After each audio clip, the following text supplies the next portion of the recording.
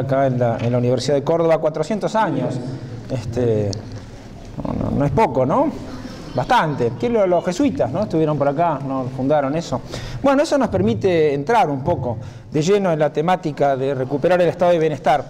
Cuando pensé que iba a hablar del estado de bienestar en la Facultad de Psicología, dije, bueno, ¿qué mejor lugar para hablar de bienestar? Quizás podamos tener un estado sin complejos, un estado que quiera cambiar, un estado que viva bien. Podemos mezclar el campo nacional y popular en el cual pertenecemos, y a veces cuando vemos a la gente del arco opositor parece que son más del campo freudiano, pero no importa, igual nosotros vamos a tratar de entenderlos, de ver cómo funcionan, de ver cuáles son sus motivaciones profundas. Ya Keynes decía que para entender una crisis económica no había que referirse únicamente a las cuestiones estrictamente de la ciencia económica, que es una ciencia social, sino que había que llamar a la etnología, a la antropología, a la historia, a la sociología y a veces a la psicología o a la psiquiatría para tratar de explicar los fenómenos de crisis financieras como el que estamos asistiendo. Además estoy muy contento de estar en una universidad casi en una posición de profesor. Tengo intentado decir, saquen una hoja, tema 1, tema 2, tema 1, tema 2, porque está bueno la docencia. Voy a ver si el año que viene puedo volver a la docencia, porque mantiene el espíritu siempre alerta y siempre sirve para que algún alumno o alumna más aventajado haga una pregunta difícil, entonces uno diga, no, eso lo vemos la clase que viene. Hola. ¿Ahí? ¿Funciona? Bien. Es un truco del monopolio mediático, si no funciona. Están en todos lados. Pero bueno, hablar del estado de bienestar, no sé, voy a tratar de hablar todo lo que pueda, después los sobrevivientes harán preguntas.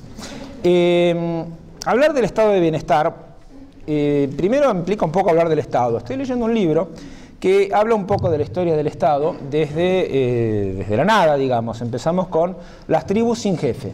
Y ahora estoy pasando los capítulos de las tribus con jefe. Y después, bueno, sigue como el Estado hasta el 1300, es un Estado en construcción a partir del 1300 hasta 1648, la paz de Westfalia. Es un Estado que se construye, es un Estado que se construye contra la Iglesia, contra la nobleza, contra algunas ciudades, o conquistando el espacio territorial de determinadas ciudades, y luego, bueno, llegamos a la figura del monarca, en el cual ya el Estado es un Estado que pasa a su siguiente fase, que es el Estado como instrumento de expansión imperial, Estado que pueda contener nacionalidades en desenvolvimiento. Hasta 1789 el autor del libro que estoy leyendo cuenta más o menos cómo el Estado se convierte en un instrumento de poder de sectores sociales, de las clases dominantes de esos países, y después, desde 1789 hasta el 1945, es la etapa de expansión de la idea del Estado, ¿no? o del Estado ya como una cuestión, el ápice de toda la cuestión estatal, y cómo en los años de la posguerra europea se crea este estado de bienestar, y luego a partir del 75 el autor dice el declive del Estado, cómo el Estado va cayendo. Y acá, dado que estamos en un lugar en el cual anduvieron haciendo de las suyas los jesuitas, hace 400 años ya, entonces, miren que las provincias, ¿cuántas discusiones tenemos a veces con provincias que dicen, no, pero nosotros preexistimos a la nación? Así que la Universidad de Córdoba puede decir, no, pero nosotros preexistimos a las provincias. Así que en el orden de prelación de un montón de cosas, quizás sea un argumento estos 400 años. Los jesuitas en realidad consideraban que el Estado era una emanación, no era el fruto de una alquimia un poco extraña entre el poder que venía de Dios, por supuesto en su visión de las cosas, y que ese poder de Dios iba al pueblo, y después el pueblo más o menos hacía una especie de contrato social con el monarca o lo que fuera. Pero digamos que el poder venía de Dios, pasaba para el pueblo e iba para el monarca. San José Belarmino, Suárez, eran todos los jesuitas que más o menos ahondaban en esa historia. Eso va a inspirar a los amigos Voltaire, Rousseau, Diderot, que van a ver en el contractualismo una manera de decir, bueno, en realidad son los ciudadanos que ceden una parte de su soberanía, una porción de la soberanía que cada uno tiene, en el estado de naturaleza, es decir, en el estado de la guerra de todos contra todos, y cedemos esa parte de libertad que tenemos en pos de un Estado que nos va a dar un montón de derechos o nos va a garantizar un montón de cosas. Esa es la teoría contractualista clásica, me olvidaba de compañero Hobbes, que estaba dando vueltas por ahí también, Y con eso es el pensamiento liberal hasta ahora. Y todo va bien hasta que uno empieza a leer a Foucault, y en realidad Foucault dice que no, que es el Estado el que hace ciudadanos. Da vuelta a la cuestión, no es una cuestión de los ciudadanos que libremente o en asamblea o un día se despertaron, sino que en realidad es el Estado el que crea esa ciudadanía porque los necesita. Necesita el Estado de los ciudadanos, el Estado como aparato, como dispositivo de poder, porque necesita soldados, necesita impuestos. Y eso solo lo puede hacer dándoles, digamos, ese derecho de ciudadanía. Yo me voy a quedar con ese concepto un poco de Foucault para tratar de analizar. Ayer estábamos en debate en el recinto y una senadora, que no voy a decir que fue Estensoro, decía que uno nace libre, que uno nace en libertad. Y parece, entonces, ahí me tenía el flashback de Rousseau diciendo en el contrato social, el hombre nace libre y sin embargo está en cadenas en todas partes. Y yo pensaba, pero en realidad uno no nace libre, uno nace terriblemente dependiente. Nace dependiente de la mamá, que es uno de los temas importantes que se estudian en esta casa de estudios, pero después nace dependiente del papá y dependiente de la familia y dependiente de un montón de cosas, y después uno depende de su trabajo y depende... En realidad la libertad es una construcción, no es algo que tengamos. No sé, supongo que habiendo principalmente tantas mujeres en la sala y también hombres cultivados, podemos pensar que alguien ha leído el libro de Simone de Beauvoir acerca de la condición femenina y el segundo sexo, etc. Bueno, uno no nace mujer, dice Simone de Beauvoir, uno se construye. Y si agarrándolo de Foucault y agarrándolo de Simone de Beauvoir, efectivamente la libertad fuera una construcción que nosotros tenemos que alcanzar, que no la tenemos dada de nacimiento, que está bueno, los hombres nacen libres e iguales. Fíjense que además son siempre los hombres, la Declaración Universal de los Derechos Humanos. Los hombres nacen libres, iguales, en derechos, obligaciones, bla, bla, bla. Esos derechos son la libertad, la propiedad viene después, la igualdad viene un poquito más para atrás. Pero mi punto es que esta cuestión de la libertad y de la ciudadanía y el hecho de ser libres y de hacer política y de la democracia, bueno, en realidad necesita de un Estado.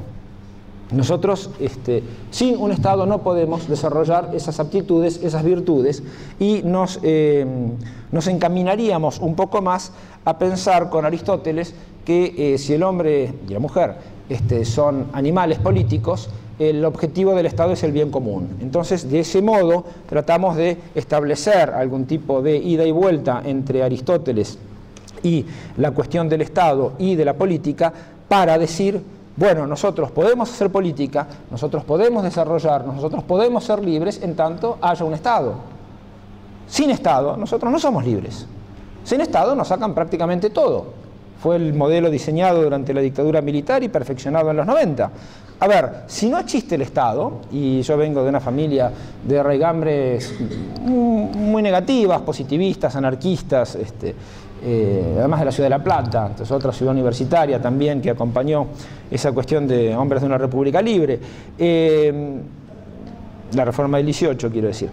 Entonces, en realidad, si nosotros nos juntamos ahí y tratamos de ver que la ausencia de Estado no hace la felicidad de nuestras pulsiones más felizmente anarquistas, sino que al contrario son las fuerzas de mercado las que se imponen, las que sojuzgan. Cuando se retire el Estado, no es el reino de los ciudadanos libres, libremente asociados, que como Marx pensaba uno podía ser artista a la mañana, artesano a la tarde y pasar la bomba.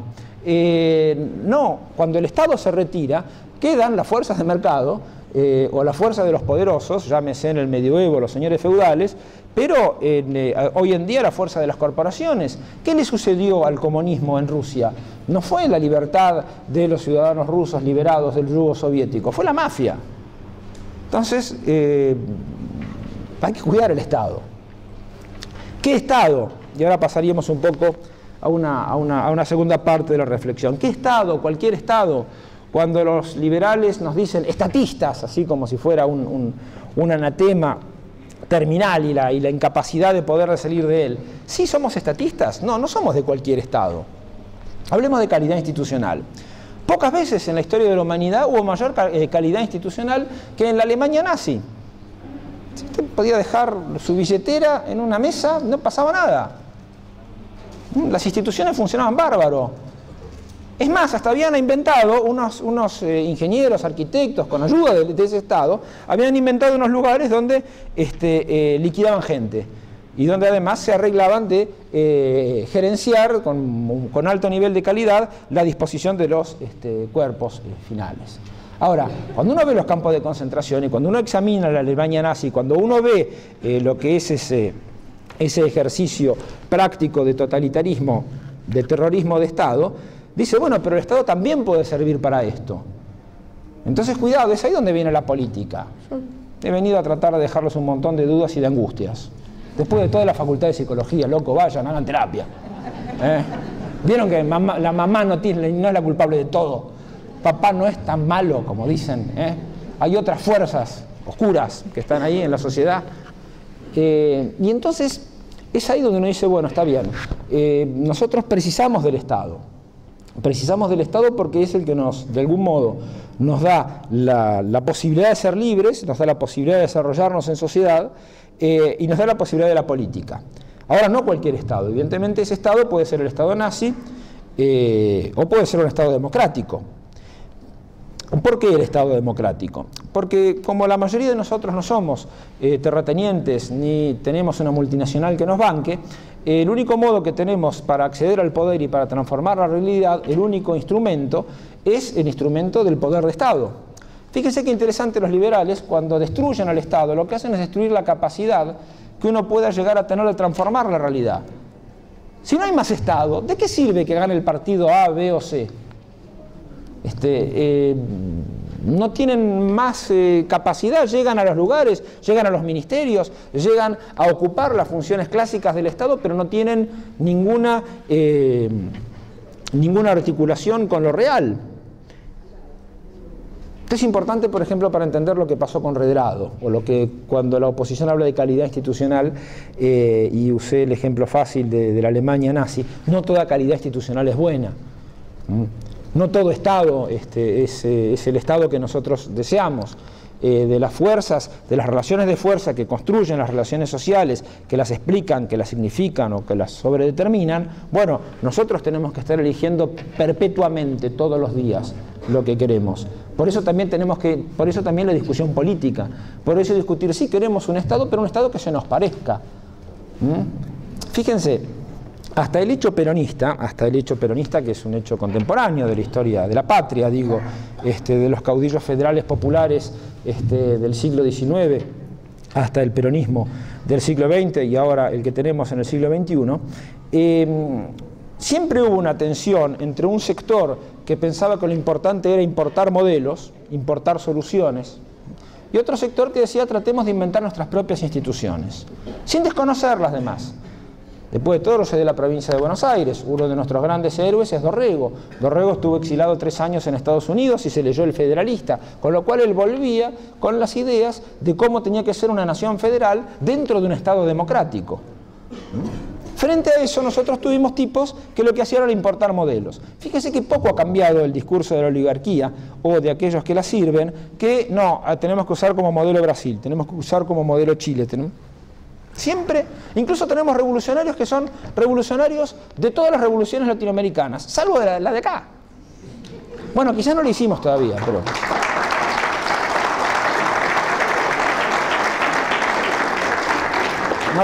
Noto que la presencia de la compañera Alicia en la bandera de Colina, de Capiangos, de la gloriosa JP del peronismo revolucionario y la JP descamisados indicaría la presencia de peronistas en la sala.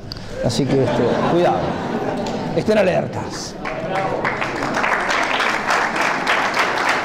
Entonces,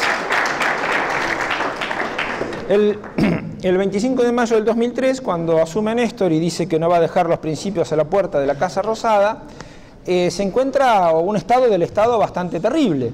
Se encuentra un Estado que ha sido diseñado por la dictadura, perfeccionado en los 90, y un Estado es un dispositivo, sirve para hacer algunas cosas, y está pensado para no hacer otras. ¿Qué es el conocimiento? El conocimiento es la distribución de saberes, pero también de ignorancias. Es atribuirle a algunos la capacidad de saber y no a todos. Pensemos en la Argentina de principios del siglo XX, cuando había manuales para chicos y manuales para chicas. Es decir, ya había una preparación y había de algún modo una determinación para que unos fueran a la guerra y otras jugaran con muñecas. A veces también la cosa se invertía, pero no importa.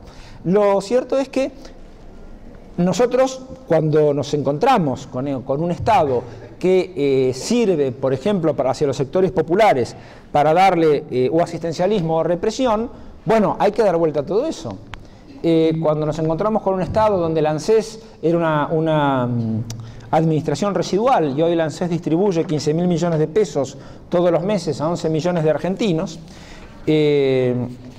Acá en Córdoba creo que hay 500.000 jubilaciones y pensiones, 470.000 jubilaciones y pensiones, 300.000 asignaciones universales por hijo, 60.000 pensiones no contributivas. Bueno, nosotros empezamos a recrear el estado de bienestar a partir del 25 de mayo del 2003. Ahora, ¿cómo se lo recrea? Se lo recrea yendo y diciéndole a los demás, miren qué lindo, qué bello lo que pensamos hacer, y algunos van a adherir por deseo, por convicciones, por malas frecuentaciones en su juventud quizás, pero otros no, otros se van a oponer porque van a ver evidentemente que eso es parte del poder que se saca de un lugar, se transfiere a otro. Es lo mismo que los recursos. Los recursos, la pregunta básica de la economía es ¿quién produce la riqueza? La primera, la segunda es quién se apropia de esa riqueza, la tercera es qué es lo que hace con esa riqueza. Lo divertido de la cuestión es que esas tres preguntas básicas de la economía, quién produce la riqueza, quién se la apropia, qué hace con esa riqueza, no las puede contestar la economía, las tiene que contestar la política.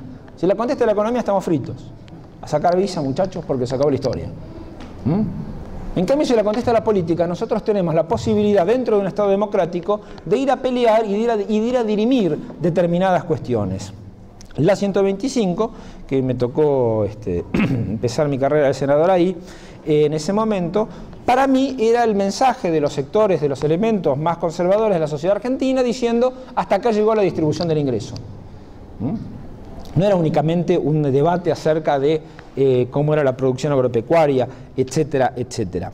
Y el hecho de, a partir del 25 de mayo, que la primera medida fuera en materia de derechos humanos, o cambiar la Corte Suprema, trabajar los derechos humanos, cambiar la cúpula del ejército, eran los primeros pilares para reconstituir un Estado que pudiera solucionar nuestros problemas, es decir, un Estado político, que es un Estado de civilización. La política en democracia nos permite sublimar la violencia en la discusión, en la argumentación y en saber quién junta más votos el día de las elecciones.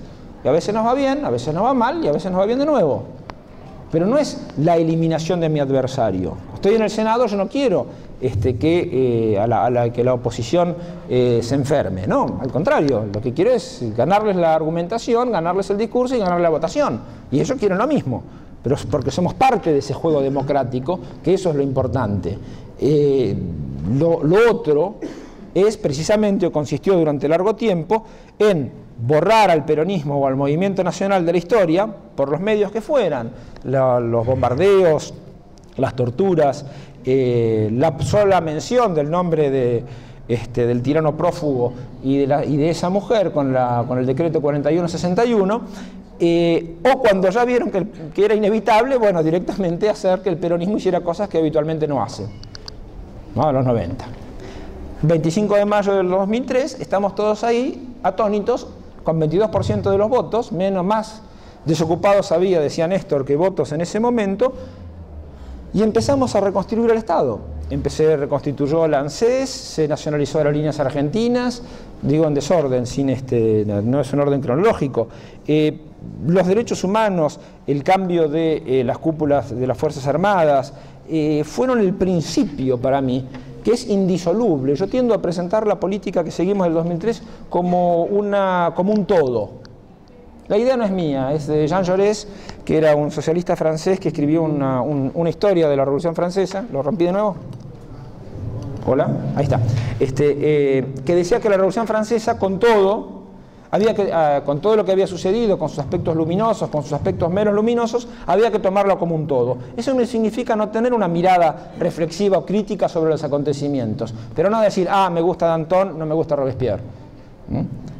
A mí me parece que lo que estamos haciendo desde el 2003 a la fecha también es un todo, y que la política de derechos humanos y la renacionalización de aerolíneas y la recuperación del ANSES y convertirlo ya sí en uno de los pilares del estado de bienestar es un todo. Y que nosotros en eso seguimos una cuestión que es el teorema de Néstor. Que el teorema de Néstor, acá bien le pusieron aeropuerto regional al presidente Néstor Kirchner de Villa María, qué buena idea. Teorema de Néstor se contrapone al de Baglini. No sé si ustedes recuerdan, los más jóvenes no saben ni quién es Baglini. ¿Vieron que sabía que es la juventud?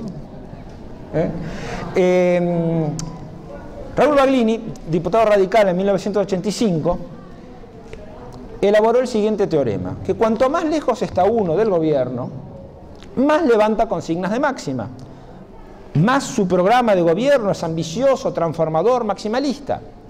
A medida que se va acercando al gobierno, empieza a hacerle sonrisitas cómplices al establishment. De ese modo, cuanto más cerca está uno de los despachos, y es cierto, hay despachos muy lindos, es cierto, hay que decirlo, uno va transando cada vez más con los poderes reales, lo invitan a diferentes embajadas, va a determinadas muestras campestres y al final termina llegando al poder, pero pagando el alquiler de la Casa Rosada a ese poder que se llama la renta nacional. Este es el teorema de Baglini. A contrario, el teorema de Néstor es que cuanto más cerca está uno del poder, más duplica la apuesta. Después de la 125, después de las elecciones del 2009, a veces daba la impresión que ya se estaban repartiendo los ministerios. ¿Qué ley de medios? ¿Cómo van a sacar la ley de medios? Ya está.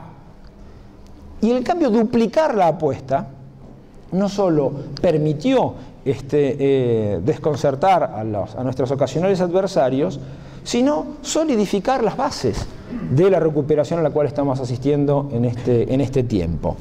¿Cuál es la moraleja? Que aquellos que siguen el teorema de Baglini ven cómo su poder se les va entre las manos como la arena cuando uno cierra el puño, y aquellos que siguen el teorema de Néstor, al contrario, tienen que atravesar toda una serie de peripecias, pero que ven su poder fortalecido.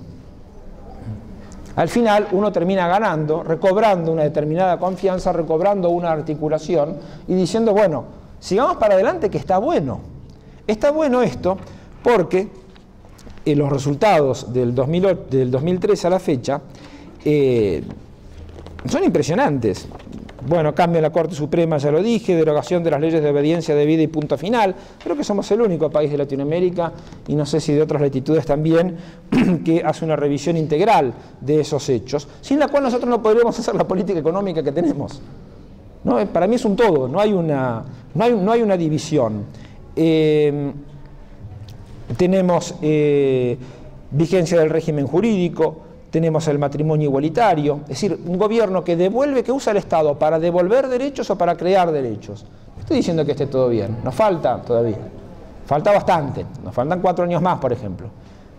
Y después otros 4, otros 4, otros 4.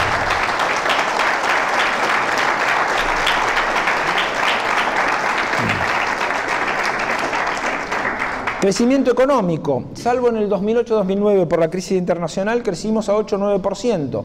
Ese crecimiento fue, perdón por el economicismo, pero tuvo una elasticidad de empleo muy fuerte. Por cada punto de producto había más empleo que se creaba. El crecimiento de los 90, al contrario, era un crecimiento muy concentrado, que en realidad por cada punto de producto que se crecía había cada vez menos empleo.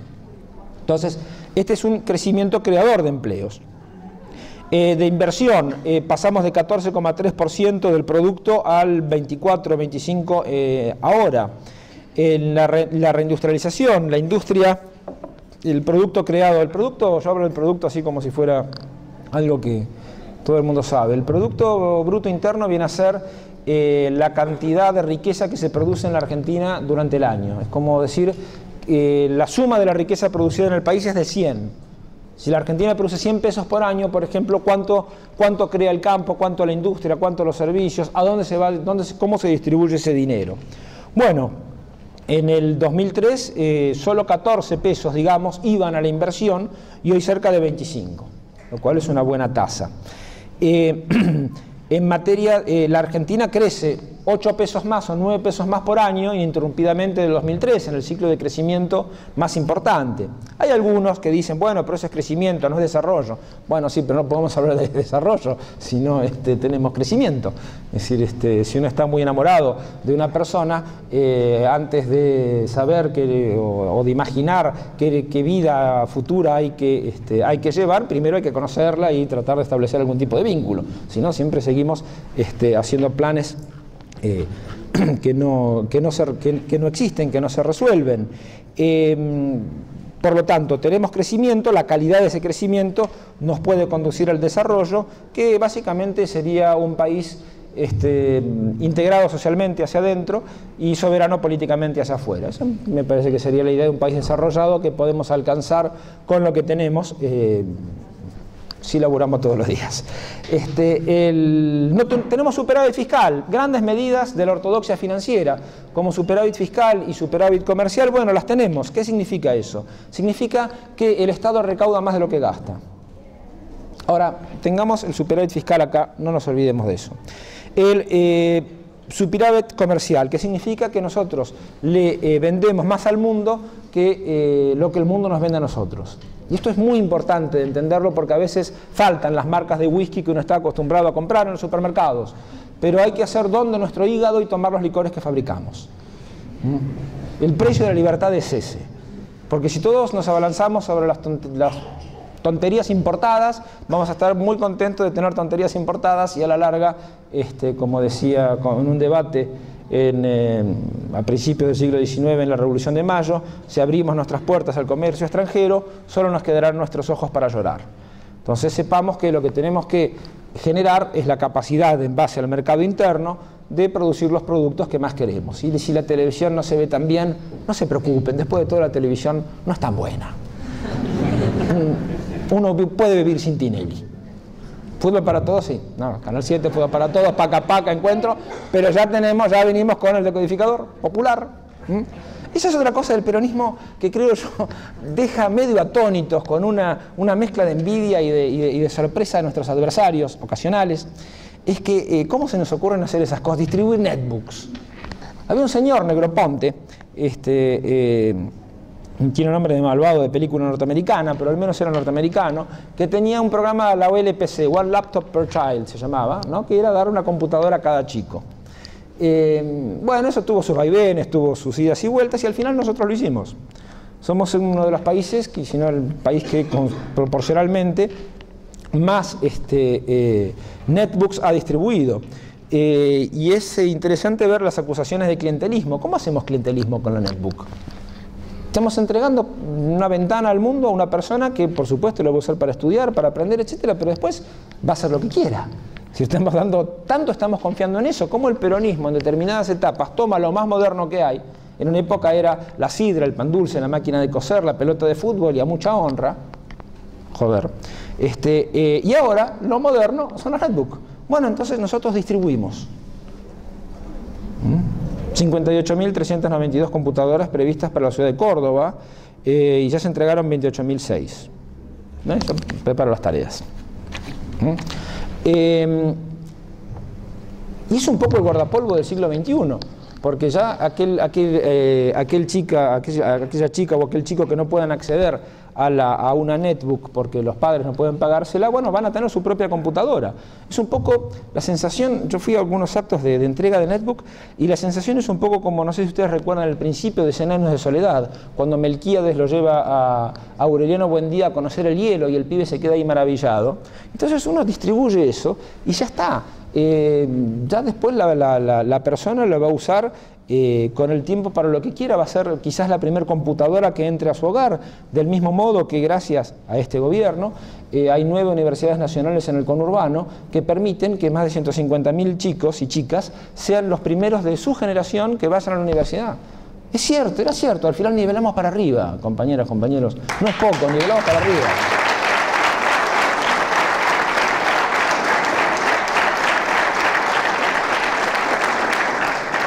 A veces la oposición dice, bueno, pero eso es botín de los intendentes. Los intendentes del conurbano, esos muchachos que son así tan importantes, están felices con sus universidades. Y es muy posible que esos intendentes pasen y pasen otros, y pasen otros más intendentes, y la universidad sigue ahí. Bueno, ustedes llevan 400 años, quizás dentro de 400 años habrá, esperemos, universidades ahí en Moreno, en José C. Paz, en Florencio Varela, en Avellaneda, en todo el conurbano, donde efectivamente se recuerde que a veces hubo que discutir y argumentar y nos dejaron sin quórum cuando había que votar esas universidades, y uno decía, pero ¿cómo los radicales nos dejan sin quórum si la universidad no era que ellos eran un poco los dueños de la idea? ¿No? Y entonces, bueno, pues las cosas así se fueron dando. Y en esta nivelación para arriba, yo me había quedado con el superávit fiscal, el superávit comercial, y el tema de las reservas del Banco Central. ¿Para qué nos sirve el superávit fiscal y el superávit comercial? Básicamente nos sirve para desenganchar los precios internos de los precios internacionales. Una de las características de los 90 es que se pagaba todo a precios internacionales, ¿no? Era la famosa, el 1 a 1 y esa cuestión del dólar. Y las reservas también nos sirven para amortiguar shocks externos. Es decir, antes con el tequila o la crisis en Asia o la crisis en Rusia o la crisis en donde quieran, cualquier crisis mundial impactaba en la Argentina por el lado del empleo. Fíjense incluso los países que tienen el euro, la crisis que tienen hoy, ¿dónde impacta por el empleo? Pobre España, pobre Italia, pobre Irlanda, pobre Grecia, que no tienen monedas para poder hacer una devaluación y repartir el costo de la crisis. Pobres por ahí nomás, porque bien nos venían a dar lecciones durante tanto tiempo. Pero nosotros no somos xenófobos, no somos racistas, aceptamos que vuelvan inmigrantes europeos a nuestras tierras, muchos trabajos que nuestros paraguayos y bolivianos no quieren hacer más, lo pueden hacer ellos, así que, ¿de onda?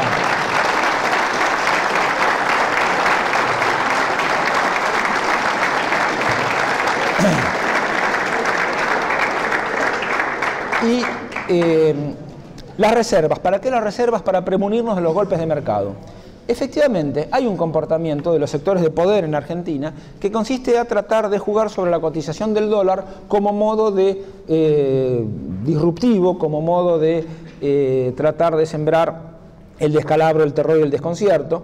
Fíjese qué interesante además como propuesta política, ¿no? Tratan de crear crisis para que después uno desesperadamente vaya a esos rediles. Bueno, no es la cuestión. Mucha gente saca dólares, además todavía hay muchas empresas extranjeras que remiten utilidades, hay 170.000 millones de dólares de haberes de argentinos en el exterior. No creo que haya muchos hoy en esta sala, así que cabe preguntarse dónde están, quiénes son, por qué su comportamiento de clase dominante hace que saquen el dinero y lo manden afuera. Digo, ¿por qué no vienen acá a ver quién saca más votos? Si nosotros queremos a todos. Hay lugar, bajo el cielo de la patria, hay lugar para todos. No es que nosotros queremos privilegiar la industria por sobre el campo. Al contrario, como dijo la presidenta, queremos industrializar, queremos que haya más valor agregado. Por supuesto, también queremos que haya mejores sueldos, que los trabajadores estén en blanco, que haya menos trabajo infantil, que no esclavicen tanto a la gente, que lo hagan con discreción. Pero que no... Nosotros tenemos que elevar los niveles de productividad de todos los sectores de la economía. Digo, también me parece que eso explica un poco el crecimiento de la figura de Cristina como mujer de Estado y define lo que quizás uno pueda pensar como profundización del modelo. Entonces, superávit fiscal, no tenemos, el Estado recauda más de lo que gasta, por lo menos tenemos, las cuentas están en orden, el superávit comercial, y además fíjense que la política fiscal que tenemos es una política expansiva, es decir, el Estado gasta cada vez más. En el 2003 se gastaba el 0,3, es decir, 30 centavos de aquellos 100 de que él mencionaba, se gastaban en obra pública. Hoy se gastan 3. Bueno, es una enormidad. En base a un ministerio que antes no existía, que hubo que crearlo de nuevo, que es el Ministerio ahora de Planificación.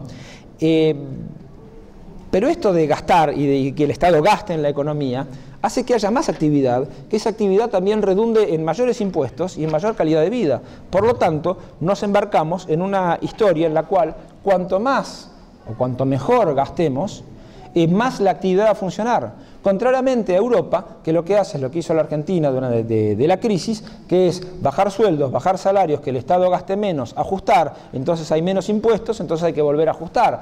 Todos los países entraron en una espiral descendente. El problema es que los indignados españoles o los obreros griegos no tienen un contenedor político que reciba toda esa bronca y la transforme en una vocación de poder. Nosotros teníamos el movimiento nacional, lo hemos estado recuperando todo este tiempo. Y esa gente sin el peronismo, ¿qué va a hacer? Hay que exportar. Hay que exportarlo.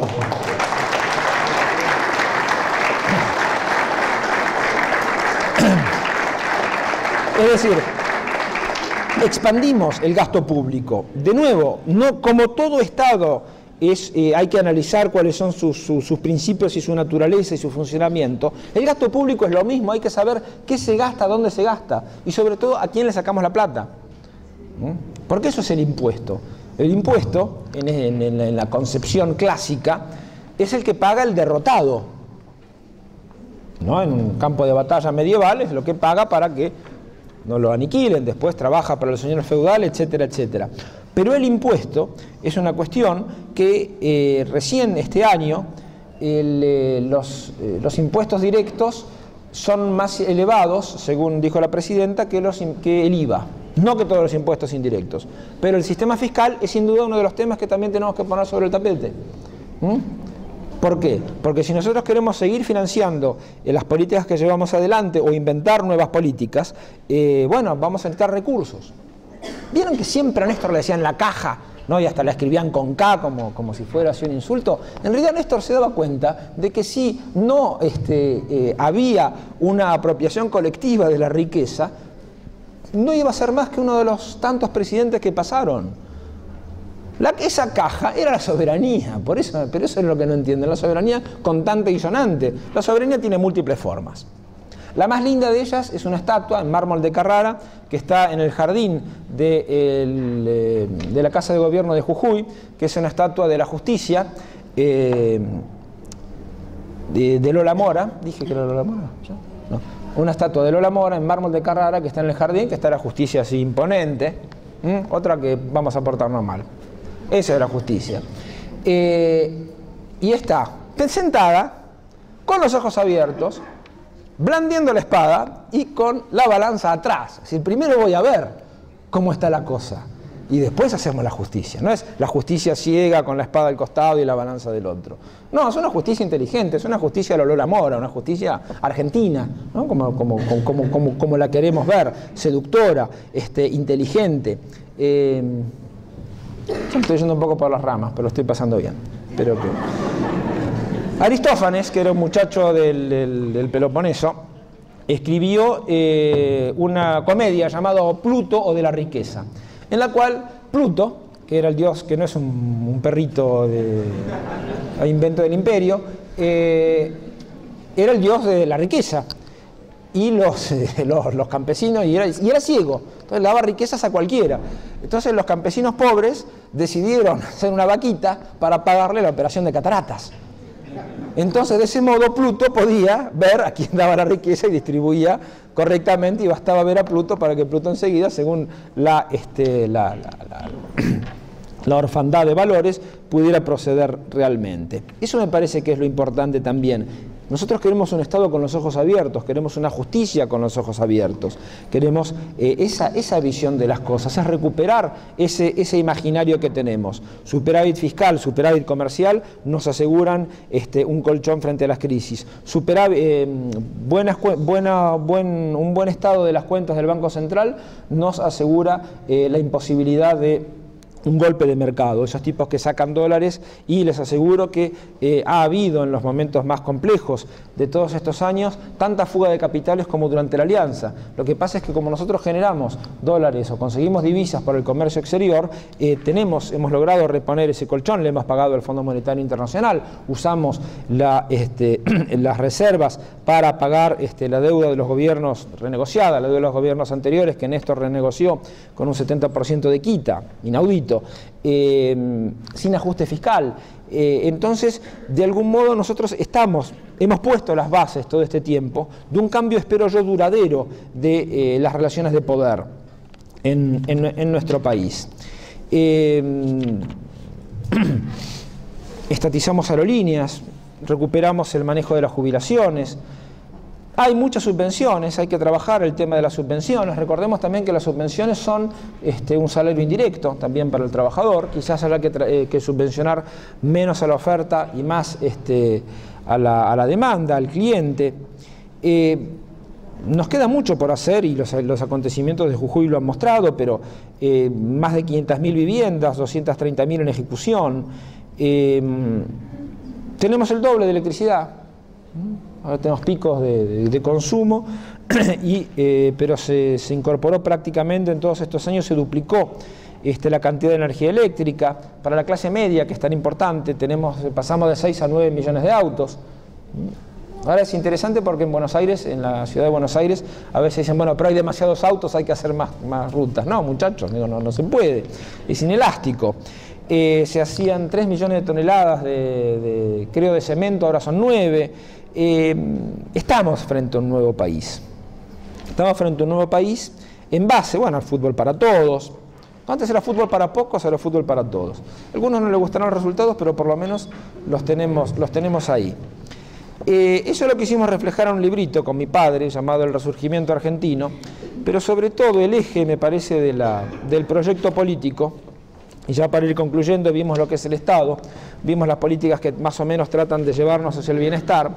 Si juntamos Estado y bienestar, lo que tenemos es un proyecto de poder. Esas no son cosas que se nos van a dar espontáneamente. Como decía antes, cuando uno habla con gente que de repente, por su historia o por sus percepciones, se aviene y participa del proyecto, enhorabuena. Pero también sepamos que tenemos otros sectores con los cuales habrá que dirimir la cuestión electoralmente, respetando, por supuesto, las reglas del juego, la pluralidad, la libertad de prensa y todo lo que haga que nuestra victoria sea inobjetable. Pero es un proyecto de poder, el estado de bienestar. Cuando Sampaio hablaba de la Constitución del 49, decía que las constituciones son el resultado de las relaciones de poder que existen. Bueno, las relaciones sociales también son efecto de las relaciones de poder. Sí, gracias a la reforma del 18 y al decreto del general Perón, las universidades son gratuitas en la Argentina y tenemos tantas. Y los estudiantes franceses en 1968 se levantaron para pedir lo que los estudiantes de Córdoba habían conseguido en 1918. Si los estudiantes chilenos están peleando para pasar del medioevo a la edad moderna, y hay que acompañarlos. Y lo digo un poco en joda porque la situación me parece trágica. Digo, es terrible. Y además lo pusieron en la Constitución, le dejaron la educación a las familias. ¿Eso era la libertad? ¿Recuerdan al principio cuando hablamos de la libertad? No, uno no nace libre, la libertad se construye. Hay que tener ganas de ser libre todos los días. La patria es un plebiscito cotidiano, decía el compañero Renan en su clase de qué es una nación. ¿Y qué es una nación? Y bueno, una nación es una solidaridad entre las generaciones, es el hecho real o mítico, no importa, de tener recuerdos comunes. ¿Cuántos de nosotros pueden tener ancestros que estaban en 1810? Pocos, sin embargo, nos identificamos con ellos. Belgrano, el hijo de un italiano, se le ocurre poner un sol inca en la bandera. Es decir, la sensación de haber vivido cosas juntos, las ganas de haber vivido cosas juntas, de haberlas disfrutado y de haberlas padecido, las ganas de seguir viviendo cosas en el día a día y la proyección a futuro. El estado de bienestar en ese sentido debe ser por supuesto que debe ampliarse y tenemos que llevar adelante el debate del sistema fiscal, de seguir con las políticas inclusivas, de mejorar. Evidentemente la Argentina funcionaba para 20 millones de habitantes, para hacerla funcionar para 40, créanme, es terriblemente complicado. Y si el único instrumento que tenemos es el Estado, pero el Estado que nos dejaron, tenemos que transformar la realidad al mismo tiempo que transformamos el Estado. Entonces, por eso a veces, de repente parece que esto no es el gobierno sueco que acaba de tomar funciones en un país que funciona perfectamente bien. Del mismo modo que la libertad hay que conquistarla todos los días, bueno, el Estado también hay que hacerlo un poquito mejor todos los días. Muchas veces en los debates con la oposición, en el recinto, se oponen algunas leyes que nosotros proponemos y lo que le decimos es, pero si eso les va a servir a ustedes si son gobierno, también es bueno para ustedes, es bueno para el Estado, es bueno para la patria. Porque si la nación es esa solidaridad entre las generaciones, es el Estado de bienestar que tiene que velar para que eso funcione. Tiene que haber un dispositivo de acceso democrático, de formación de las élites. ¿Dónde buscarlas? Si no en la universidad pública, que nos permita efectivamente que las conquistas sean irreversibles. ¿Cuándo son irreversibles? depende de los días. Días uno dice, bueno, hay un momento en donde el combate cultural va a ser que ya todo el mundo adoptará nuestra agenda y podremos ir 2 grados para un lado, 2 grados para el otro, pero ya está. Y hay otros días donde no dice nunca. La trama es fina de incesante hierro, creo que decía Borges en un poema sobre el I Ching, que es el libro del destino. Por lo tanto, el convite es este. A los jóvenes que están de moda, están muy de moda los jóvenes. Vieron que la oposición o nuestros ocasionales adversarios le tienen miedo a los jóvenes, ¿no? Siempre hablan mal de las agrupaciones juveniles. Y podrían tener una que se llame la Alvear, ¿no? ¿Por qué no? Podría decirle a Pinedo, pero tenemos un colega parlamentario. No quiero darle ideas. Los jóvenes, no los pueden ni ver. Las mujeres, lo que dicen de Cristina, es impresionante. Los chicos, el tema de Paca Paca. Yo ya pasé la edad de ver Paca Paca. De vez en cuando lo pongo porque creo que es mi deber patriótico, de militante, ver Paca Paca. O como cuando fue Fútbol para Todos, me veía todos los partidos, ¿no? Me veía todos, quiero verlos todos, ¿no? Esa cosa de quedarse ahito de ver todas esas cosas. Pero no sé, si le tienen miedo a las mujeres, a los chicos, a los jóvenes, ¿no tendrán problemas? ¿No deberían hacer un poquito de terapia? Porque son momentos maravillosos. La infancia, la juventud. Digo, me parece que en un lugar ser hombre es no tenerle miedo a eso, sino poder disfrutarlo. Así que el mensaje para los jóvenes es: disfruten. Estas cosas no se dan con mucha frecuencia. Dicen, la juventud va a la política. No, la juventud y la política son cosas que en la historia argentina están indisolublemente ligadas. Ustedes ven qué edades tenían nuestros padres y madres fundadoras, van a ver que eran muy jóvenes. No sé, 30 y tantos tenía San Martín cuando llegó aquí a la patria. Belgrano, y era un tipo ya bastante grande para la media que había de patriotas en ese momento. Todos los caudillos federales, toda la juventud argentina, la juventud siempre ha estado en la política. Lo que pasa es que a veces no se podía hacer política. A veces no se podía hacer política porque a uno le quitaban la vida. Otras veces era más difícil hacer política porque le quitaban la identidad. Entonces, compañeros y compañeros jóvenes, aprovechen. La juventud es un momento bárbaro de la vida y ustedes tienen la oportunidad de descubrir el amor al mismo tiempo que descubrir la política. Tienen la posibilidad de ir a universidades gratuitas y lo que aprendieron, usarlo enseguida para ir transformando la realidad. Tienen la posibilidad de militar políticamente, de ir por sus ideas. No importa que sea en el movimiento nacional. Por supuesto que está recomendado porque le van a pasar mejor, pero en la asociación de fomento, en el sindicato, en la unidad básica, en el barrio, hay un montón de lugares donde participar y donde poder volcar, donde poder ser no animales sueltos, sino animales políticos, donde poder asumir esa condición de libertad, porque si no, la libertad se gasta, se queda ahí arrumbrada y después uno ve la foto y dice, ¿y esto qué era? ¿No? Entonces es algo que hay que ir construyendo. La presidenta hablaba que la entrega de la NETMUC 1 millón, que el proyecto se resume a patria, libertad e igualdad, lo cual me parece que nosotros tenemos que seguir ese camino. En los hechos, ese camino es continuar con la distribución del ingreso, que no es fácil, no va de suyo. En general, los ricos no se dejan sacar fácilmente la plata, por más que uno le diga que así vamos a vivir mejor todos, ellos y nosotros. Entonces, es complicado, pero hay que ir con esa idea de totalidad del hecho nacional abierto, democrático, no xenófobo, nacional, popular, y la cuestión del Estado como instrumento. ¿Y quién va a manejar el Estado? Como el abuso de la estadística del que hablaba Borges. ¿Quién saque más votos? ¿Quién convenza más? ¿Quién argumente mejor? Repartir el ingreso, repartir la palabra, continuar. Recién estamos empezando con la ley de medios, está balbuceando la ley de medios, y eso tiene que seguir. No hay que quitarle pantalla, éter o tinta a nadie. Algunos diarios, ustedes conocen el Barcelona, ¿no? A veces parece que Clarín se hubiera convertido en el Barcelona de la derecha, ¿no? Pasa que en Barcelona por lo menos hay una intencionalidad, hay un contrato con el lector que es el de la comicidad. Entonces, distribuir la palabra, porque sin distribución de la palabra no tenemos asegurada la distribución del ingreso. Son dos cosas que van juntas. Nosotros tenemos que decir por qué hay que distribuir el ingreso y distribuirlo. Y a medida que distribuimos un poco más, tenemos que decir por qué queremos seguir distribuyendo.